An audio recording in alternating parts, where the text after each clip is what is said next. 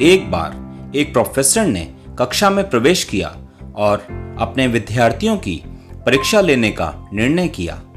अचानक टेस्ट लेने के निर्णय के कारण विद्यार्थी चिंतित हो गए।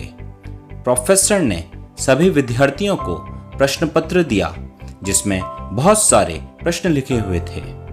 सभी को प्रश्न पत्र देने के बाद प्रोफेसर ने विद्यार्थियों से कहा कि प्रश्न पत्र को उल्टा करो और उत्तर देने शुरू करो। सभी विद्यार्थी अचंभित हो गए क्योंकि प्रश्न पत्र के पीछे एक भी प्रश्न नहीं लिखा था। केवल एक काले बिंदु यानी कि एक ब्लैक स्पॉट को छोड़कर पूरा पेज खाली था।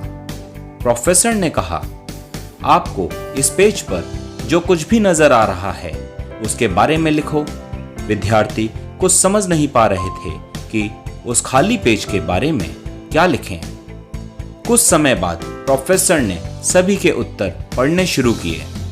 सभी विद्यार्थियों ने उस खाली पेज पर अंकित काले बिंदु यानी कि ब्लैक स्पॉट के बारे में लिखा था। किसी ने बिंदु के आकार तो किसी ने बिंदु की स्थिति और किसी ने दिशा के बारे में लिखा। सभी के उत्तर पढ़ने के बाद प्रोफेसर ने कहा, आज मैं आप लोगों को कोई ग्रेड या अंक नहीं देने आया हूं, बल्कि मैं आज आपको एक महत्वपूर्ण बात बताना चाहता हूं। किसी भी विद्यार्थी ने उस पेज के सफेद हिस्से के बारे में नहीं लिखा। सभी का ध्यान उस पेज पर बने छोटे से बिंदु पर था। ऐसा ही हमारे जीवन में भी होता है।